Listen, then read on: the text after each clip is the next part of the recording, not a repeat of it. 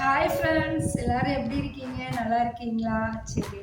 அதாவது நான் இப்போ எதுக்கு உங்கள்கிட்ட ஒரு பதிவு பேசணும்னு நினைக்கிறேன் அப்படின்னா, உங்களால் நான் இல்லை, சரிங்களா? அதனால எனக்கு இவ்வளோ தூரம் நீங்கள் எனக்கு ஆதரவு கொடுத்து என்னை இவ்வளோ தூரம் வழிநடத்தி கொண்டுட்டு வந்தீங்க பார்த்தீங்களா? அதுக்கு மனமார்ந்த நன்றி.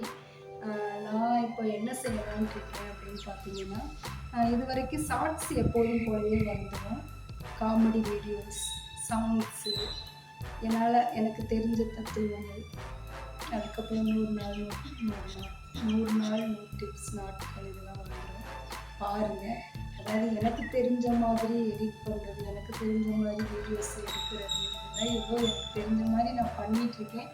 இருந்தாலும் அதையும் பார்த்து என்னையும் ஒரு மனுஷியாக நினச்சி என்னுடைய வீடியோஸையும் பார்த்து இவ்வளோ தூரம் நீங்கள் எனக்கு ஆதரவு கொடுத்ததுக்கு மனமார்ந்த நன்றி ஃப்ரெண்ட்ஸ், சரிங்களா?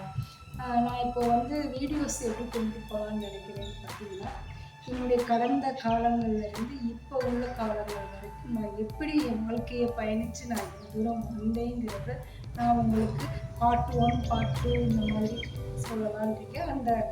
அந்த நாட்கள் எது வரைக்கும் அது போகுதுன்னு எனக்கு தெரியல. அது வரைக்கும் நான் உங்கள்கிட்ட சொல்லலான்னு இருக்கேன்.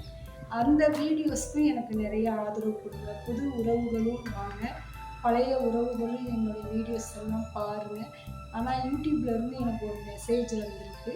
உங்களுடைய சப்ஸ்கிரைபர் உங்கள் வீடியோவை யாருமே பார்க்கல, சப்ஸ்கிரைபர் பண்ணாதவங்க தான் உங்கள் வீடியோவை நிறைய பேர் பார்க்குறாங்கன்ட்டு வந்திருக்கு.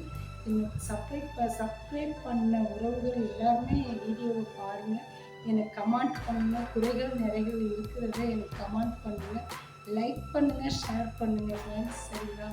சரி, வாங்க வீடியோக்குள்ளே போகலாம்.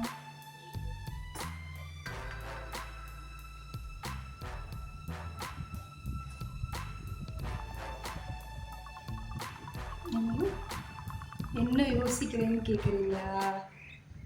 அதாவது என் ஆரம்ப காலம் வாழ்க்கையிலேருந்து இப்போ வரைக்கும் பயணித்து வந்ததெல்லாம் ஒரு நிமிஷம் யோசித்து பார்த்தேன். அதை தான் யோசிச்சுக்கிட்டு இருந்தேங்க. அதை பற்றி இப்போ ஏன் யோசிக்கிறேன்னு கேட்குறீங்களா?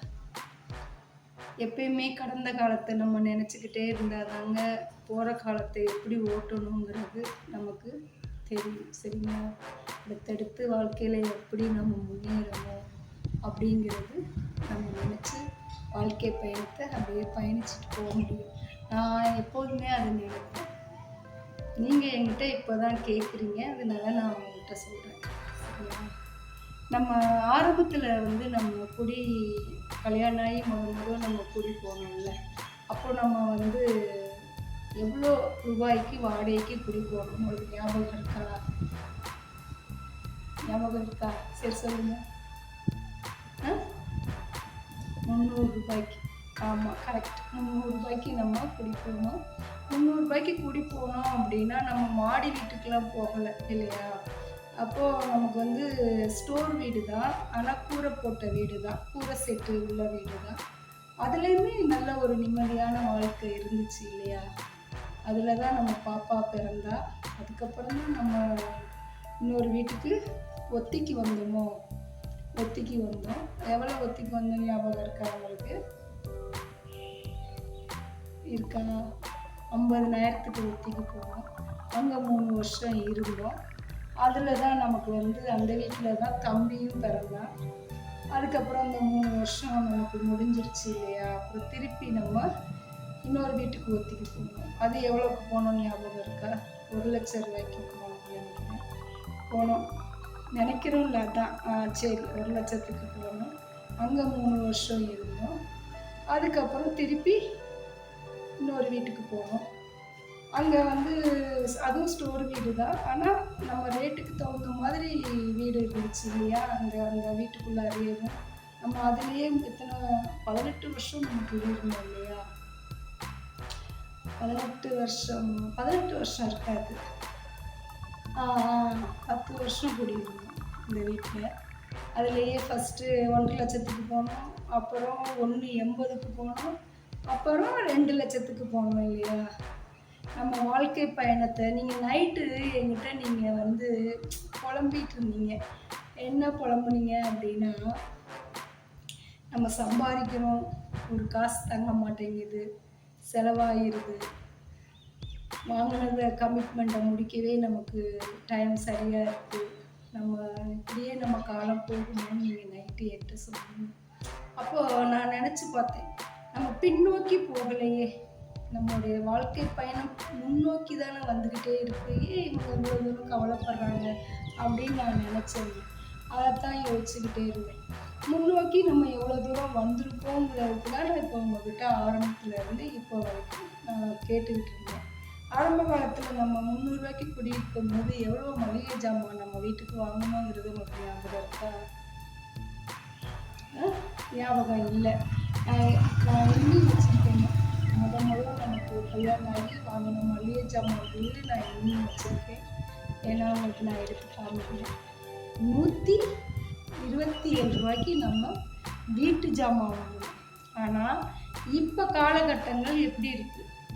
5000 ரூபாய்க்கு வாங்கினா கூட நமக்கு பத்த மாட்டேங்குது இல்லையா? அப்போது இதில் இருந்து என்ன தெரியுது? நம்ம முன்னோக்கி தான் போயிட்டுருக்கோம், முடிஞ்சு பின்னோக்கி நம்ம போகலை. நம்ம பிள்ளைங்களும் வளர வளர அதுக்கு தகுந்த மாதிரி பிள்ளைங்களுடைய பிரைவேசியும் நம்ம பார்த்தோம், பிள்ளைங்களுடைய வளர்கிற விதங்களையும் நம்ம பார்த்தோம். பிள்ளைங்களுக்குன்னு ஒரு அந்தந்த வயசில் தனி ரூம் வேணும், அந்தந்த வயசில் பிள்ளைங்களுக்குன்னு ஒரு ப்ரைவேசி வேணுங்கிறதையும் நம்ம யோசித்தோம். அதுக்கு தகுந்த மாதிரி தான் நம்ம போனோம். இது நம்ம பிளான் பண்ணி எதுவுமே செய்யலை. நம்மளை அப்படி கரெக்டாக காலத்தை நோக்கி நம்மளை கொண்டு சென்றது நம்மளுடைய குணங்கள் 2 பேர்த்துக்கும் ஒரே மாதிரி இருந்தனால தான் நம்ம இந்த இடத்துல நிற்கிறோம். சரிங்களா? அதனால் எதை பற்றியுமே கவலைப்படக்கூடாது. கவலைகள் அதாவது 1000 கோடி இருக்கிற மனிதர்களும் கடனில் தான் இருக்காங்க.